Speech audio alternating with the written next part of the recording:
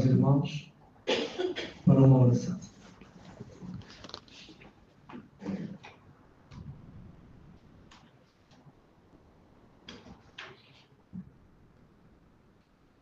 Zambi seto kuzuru utuba nenzambua toma kutu kubikana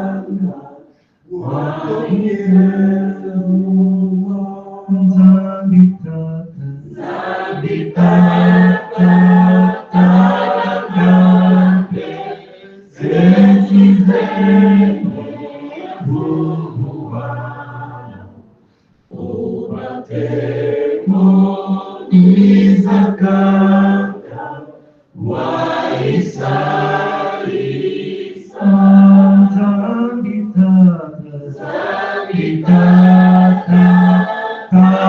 Querido Pai, querido Deus, soberano Senhor, nosso Deus de Abraão, Deus de Isaac, Deus de Jacó, Deus de Quimparvita, Deus de Simão Quimbango, Deus do nosso Pai Maiamoná e nosso Deus também.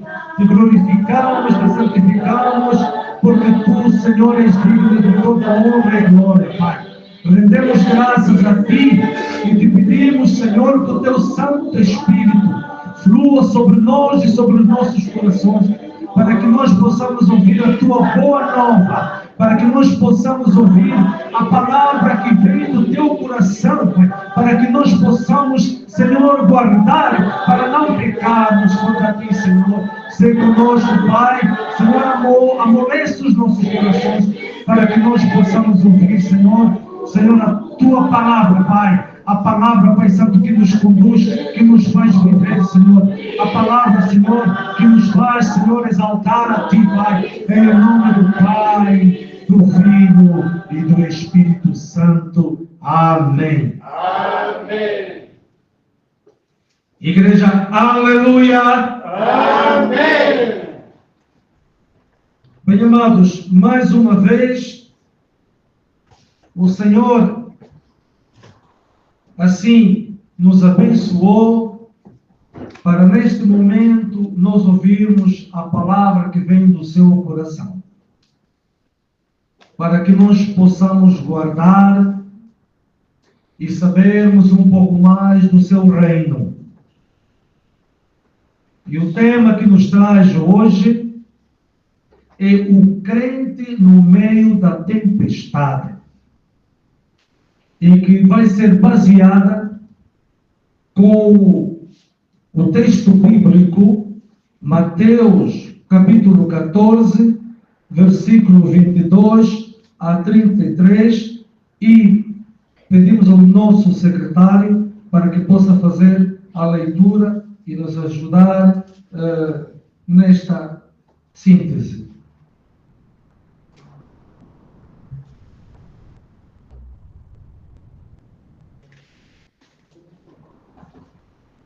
Bem amados, Pronto. Quem trouxe a sua Bíblia, eu trouxe a minha. Quem trouxe a sua Bíblia, que é o nosso guião. Amém. Amém.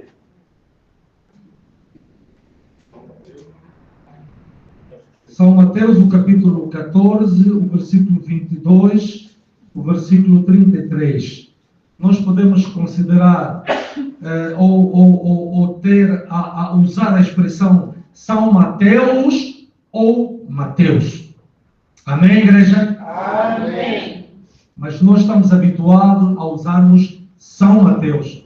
Mas não é erro nenhum nós falarmos Mateus. Amém, igreja? Amém. Diz assim a palavra.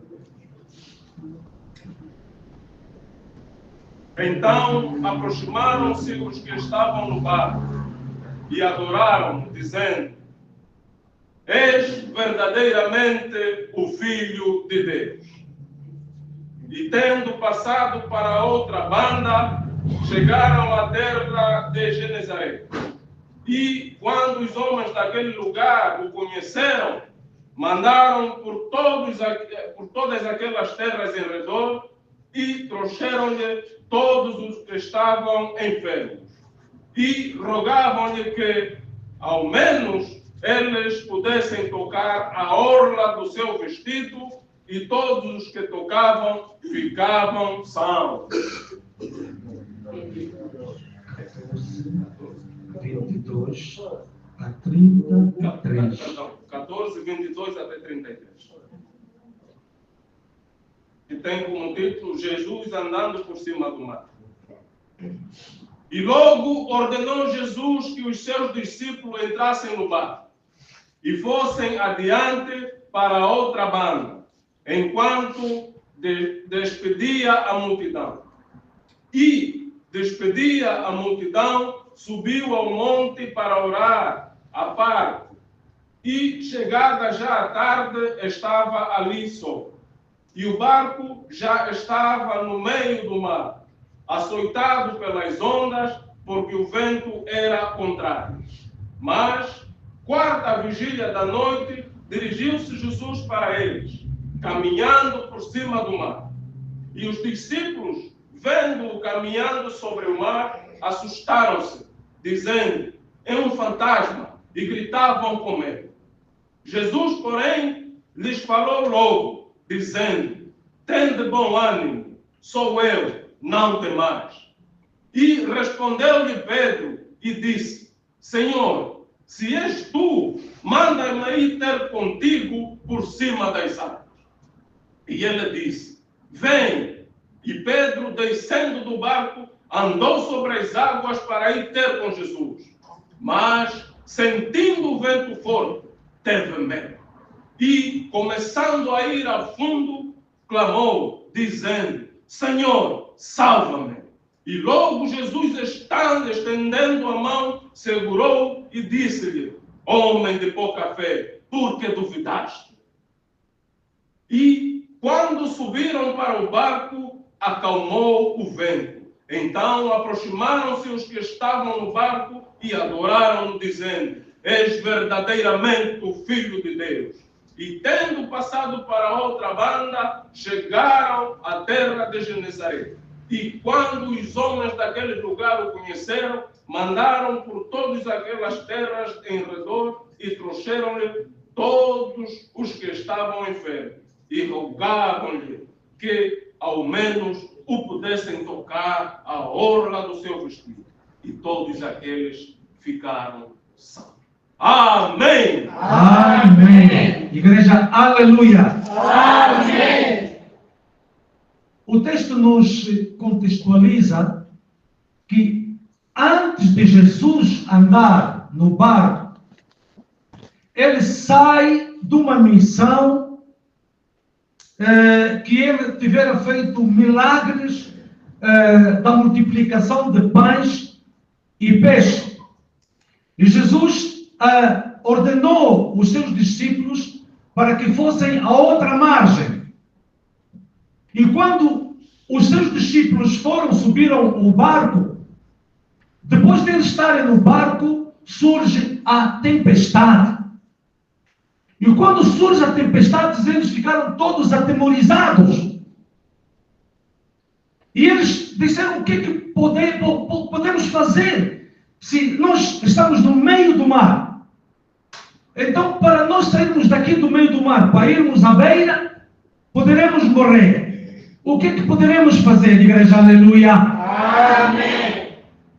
Então, muitas das vezes, no texto que nós podemos agora ouvir, que quando nós estamos em tempestade, quando nós estamos em problemas, às vezes esquecemos que tens um Deus, ou temos um Deus que pode todas as coisas. Porque a Bíblia nos diz que Ele tudo pode, tudo sabe e tudo faz. Então, naquele momento da angústia, no momento da agonia, no momento da perplexidade, muitas das vezes esquecemos que temos um Deus que sabe e pode todas as coisas. E quando, ao estarem no barco, Pedro foi o único que esteve no barco, que teve uma atitude de fé. Estavam 12 no barco, mas nenhum deles tiveram a coragem de, ao verem que Jesus estava a andar sobre as águas, todos eles viram, mas ninguém teve atitude de fé, como Pedro teve. Mas Pedro, ao olhar a Jesus, Pedro não olhou para a tempestade. É que ele ficou cego da tempestade. Ele olhando de um lado, olhando do outro lado, ele não viu tempestade nenhuma. Ele apenas viu Jesus ali à frente. E Pedro, com atitude de fé, ele sai do barco para ir ter com Jesus. E quando ele sai do barco, ele toma a atitude de pisar os pés nas águas, sem olhar nas tempestades, igreja, aleluia. Amém. Então, quando ele começa a caminhar, a ir ter com Jesus, ele olhava Jesus com um olhar espiritual. Ele olhava Jesus com uma ótica espiritual.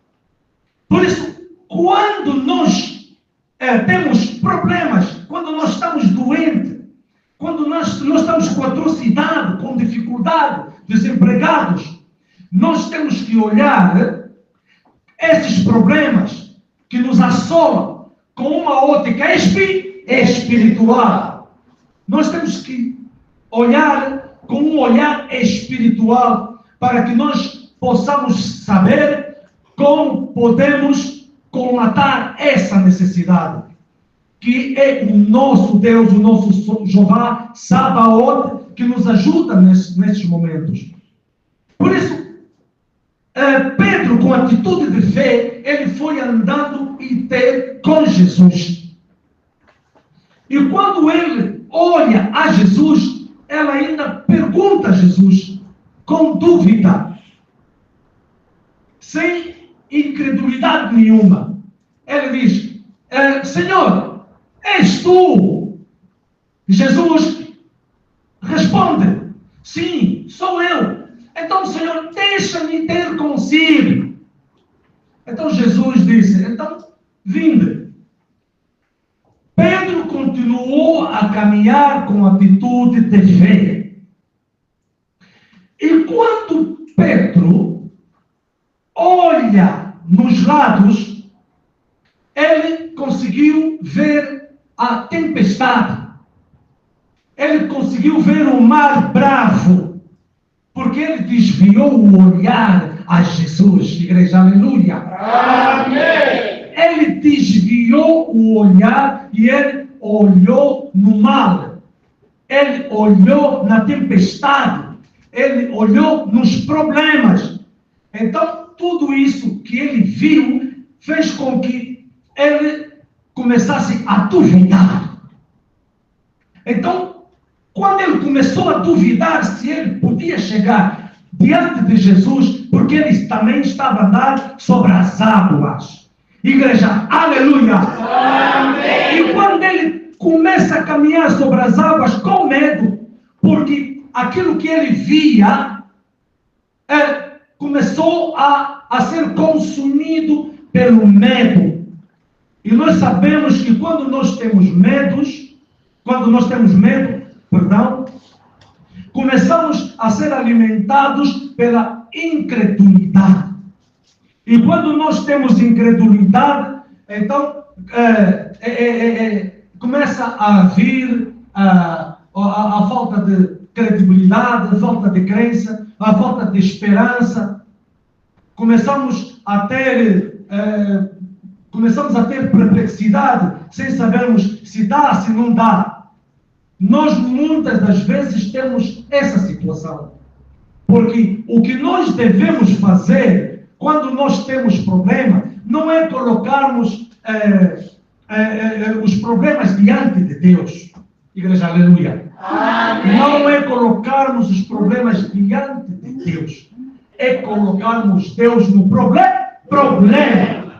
É Deus no problema. Não dizer assim, Deus, está aqui, essa situação, ou estou nessa situação, o médico me disse que já não tem cura, o médico disse isso, o meu advogado disse que não tem possibilidade, eu vou perder a causa, o meu patrão disse que vamos ser despedidos porque já não precisam de mais pessoas, tem que diminuir, e um deles sou eu. Então, são esses problemas que nos trazem incredulidade, são esses problemas, ou seja, que nos traz medo, e o medo nos é alimentado pela incredulidade, depois falta de esperança e até outros problemas, suicídio. Mas o que nós devemos fazer é pegarmos nesses problemas, fazermos o seguinte, deixarmos os problemas de lado e dizer assim, é Deus no problema. Igreja, aleluia. Amém. Então foi o que aconteceu com Pedro. Pedro, quando foi consumido pelo medo, o Pedro começou a afundar. Ele marca o primeiro passo, ele afunda. Marca o segundo passo, ele afunda mais ainda. Ele, quando marca o terceiro passo, afunda muito mais ainda. Então ele disse, não, daqui mesmo eu vou morrer. Porque já não sei mais quem me socorrer, senão Jesus que está à minha frente. Logo, quando ele viu que já estava no fim da linha, quando ele viu que já não havia mais possibilidade nenhuma de viver se não se afogar-se pelas águas, ele olha para Jesus. Ele consegue ver Jesus mais uma vez, porque ele quando começou a ser consumido pelo medo, pela incredulidade, ele via Jesus com uma visão turva. Ele começou a ver Jesus muito longe. Mas quando ele viu que as coisas começaram a agonizar, quando ele começou a estar na agonia, ele olha para Jesus outra vez com a ótica espiritual. Ele viu Jesus mais perto. Ele olha para Jesus e diz assim, Senhor, salva-me. Então, Jesus aproxima-se diante de Pedro e olha para Pedro e segura na mão de Pedro. E ele, o que é que ele diz, meus amados? Homem de pouca, homem de pouca, porque ele, se continuasse a olhar para Jesus com a ótica espiritual, se ele continuasse a olhar para Jesus com uma visão espiritual, ele não teria problema nenhum, ele não teria agonizado, ele não teria com dificuldade, não teria medo nem incredulidade. Pois, bem amados, esse texto é um texto profético. Portanto, este cenário é uma tempestade no mar e os discípulos lutando contra as ondas. Então, isso nos apresenta que Jesus, no meio da tempestade, nós podemos considerar que quando Jesus estava no meio da tempestade, estava no meio do mar. Porque ele pode todas as coisas. E ali não estava o mar, porque ele andava sobre as águas. E as águas, e onde ele estava, as águas estavam tranquilas. E de lado, as águas estavam turbulentas. Mas onde ele estava, mesmo quando, naquela caminhada, quando Pedro olhava para Jesus, as águas estavam tranquilas. Mas quando ele olha para a tempestade, as águas começaram a ficar turbulentas. Bem amados, por isso, quando nós estamos em situações difíceis, quando nós estamos com problemas, quando estamos, digamos, no fim da linha, então lembremos que temos um Deus, o Todo-Poderoso, que sabe todas as coisas. Porque tudo quanto nós vivemos está escrito no livro da vida. Nada é oculto aos olhos do Senhor, que aconteceu, que acontece e que irá acontecer em nossas vidas. Por isso, não tema mal algum, porque Deus é conosco. Então, esta é uma lição, bem amados, que é da fé e que nos chama a sair da nossa zona de conforto. Muitas das vezes, quando nós estamos confortáveis, quando não nos acontece nada, quando não nos acontece problema nenhum, muitas das vezes deixamos de orar muito mais quando temos problemas. Acredito que também acontece com os irmãos, porque acontece comigo, porque eu sou humano, eu sou fraco. Quando nós estamos bem, oramos pouco, mas quando nós temos problemas, quando nós estamos em tempestade, em potestade, nós oramos muito, muito mais. Até de madrugada nós acordamos para orarmos ao Senhor uma ou duas, ou até 3 vezes para orarmos diante do Senhor e colocarmos os problemas diante do Senhor. Mas o que importa no crente, para que isso não possa acontecer, porque quando acontecer, as coisas não podem se agravar um quanto tanto que nós podemos preconizar.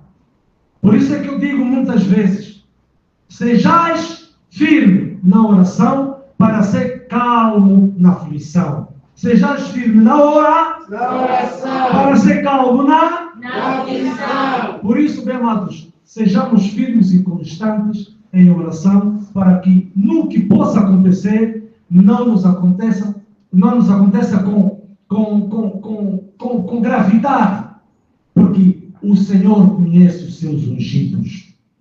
O Senhor conhece os seus escolhidos. Por isso, entre nós todos que estamos aqui, o Senhor escolheu-nos para que nós pudéssemos louvar e glorificar o seu santo nome. Não...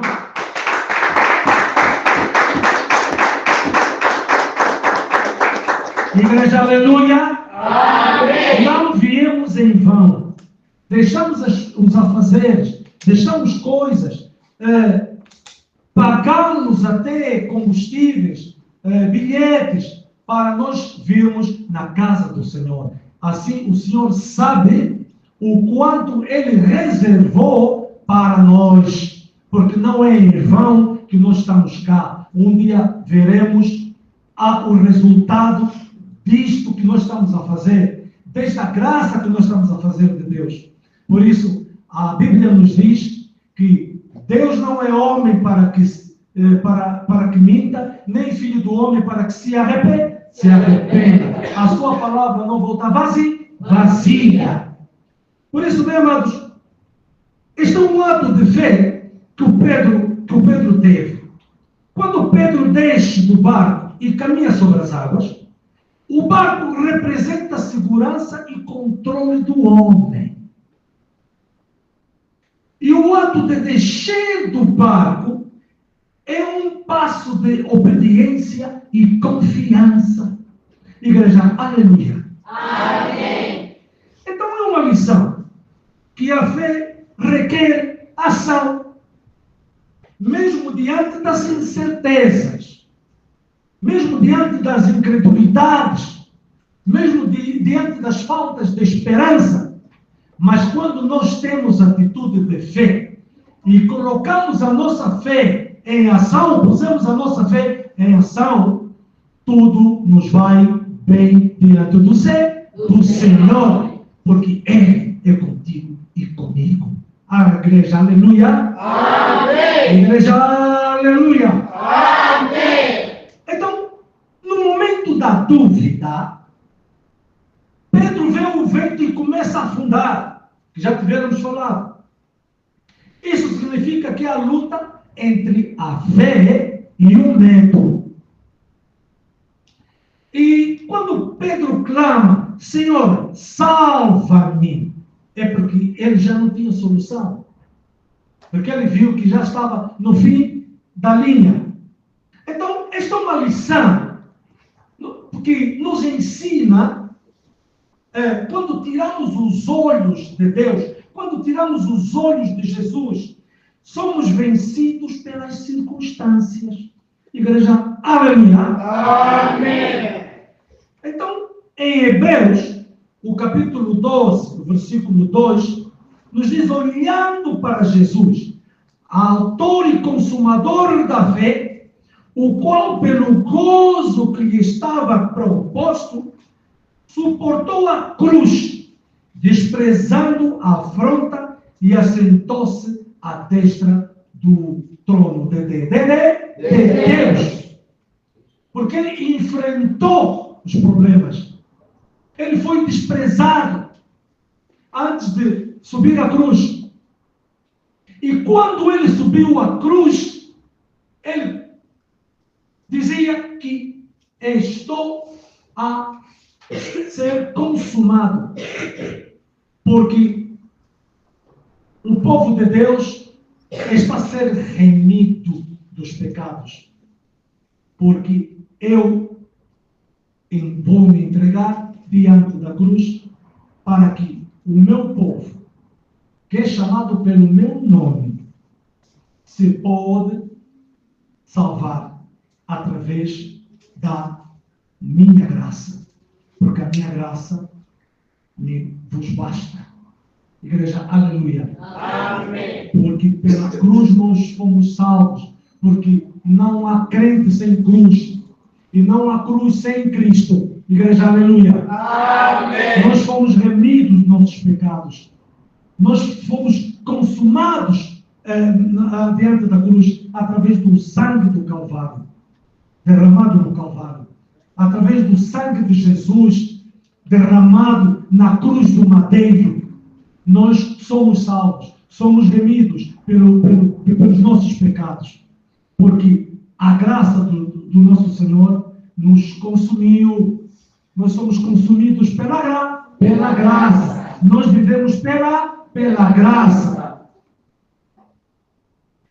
Então, nessa resposta de Jesus, Jesus imediatamente estende a mão e segura Pedro. Isso foi nada mais, nada menos do que uma repreensão de Jesus a Pedro. Quando ele diz, homem de pouca fé, por que duvidaste? Jesus restaura Pedro e ambos entram no barco.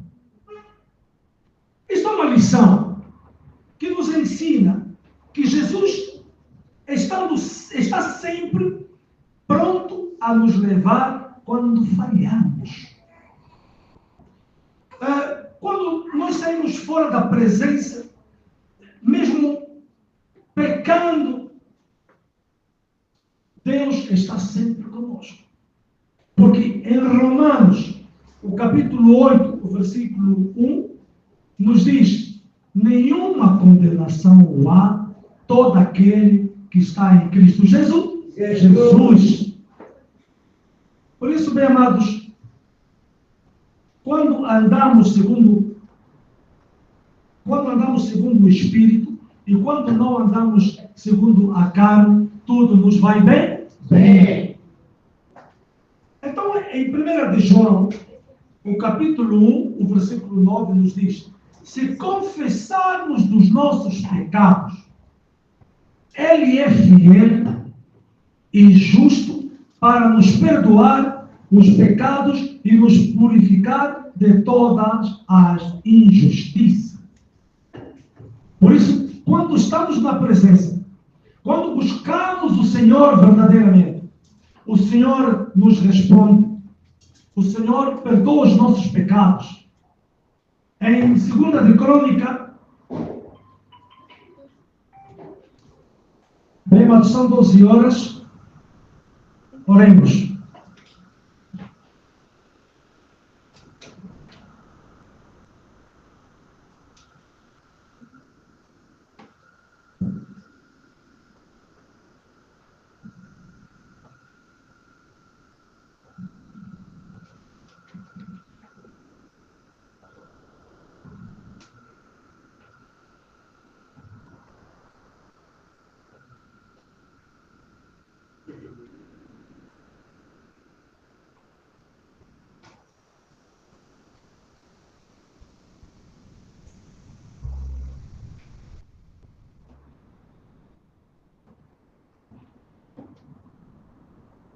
Pais amados. Venha. De tarde e de manhã e ao meio-dia orarei e clamarei, e ele ouvirá a minha voz. De tarde e de manhã e ao meio-dia orarei e clamarei, e ele ouvirá a minha voz. De tarde e de manhã e ao meio-dia orarei e clamarei, e ele ouvirá a minha voz. Pai nosso que estás no céu, Santificado seja o seu nome. Venha o seu reino. Seja feita a sua vontade, assim na terra como nos céus. O pão nosso de cada dia nos dá hoje. Perdoa as nossas dívidas, assim como nós perdoamos os nossos pecadores. Não nos deixes cair em tentação, mas livra-nos do mal, porque o teu é o reino, e o poder, e a glória, para sempre. Amém. Igreja, aleluia. Amém. Então, continuando, a reação dos discípulos, quando o vento cessa ao entrarem no barco, os discípulos adoraram a Jesus, reconhecendo-o como Filho de Deus. Isso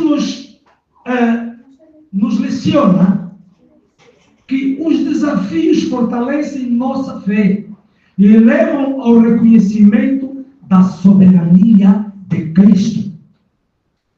Em Filipenses, Paulo nos diz, o capítulo 3, o versículo 13 e 14, esquecendo-me das coisas que atrás ficam e avançando para as que estão diante de mim, prossigo para o alvo, pelo prêmio da soberana vocação de Deus em Cristo Jesus. Igreja, aleluia. Amém.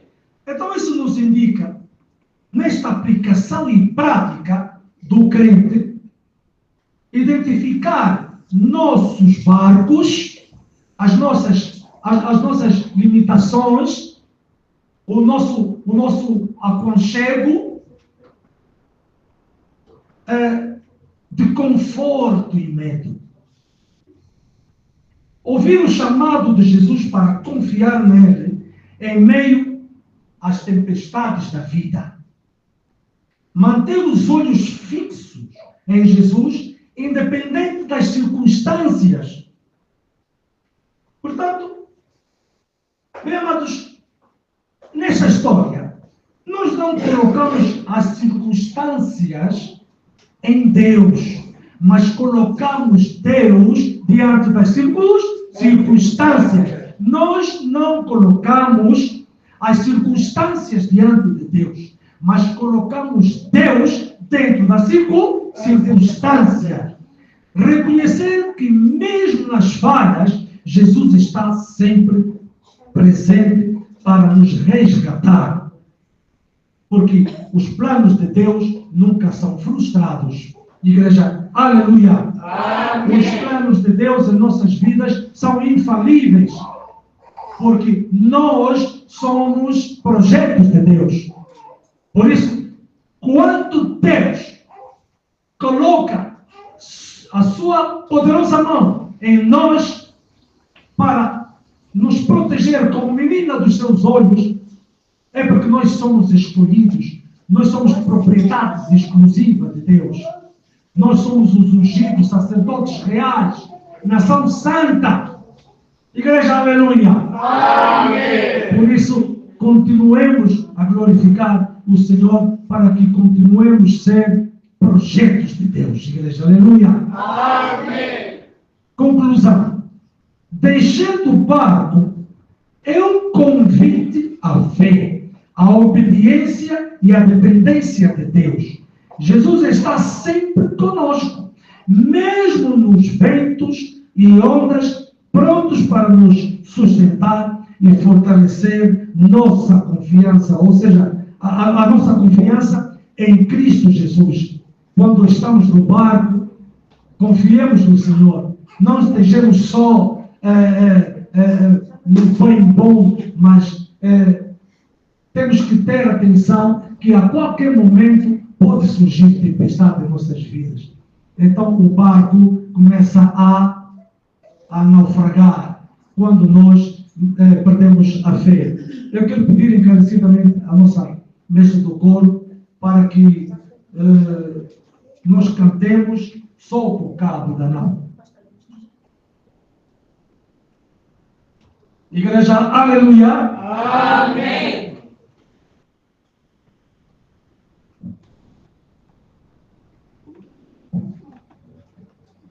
O hino do domingo passado.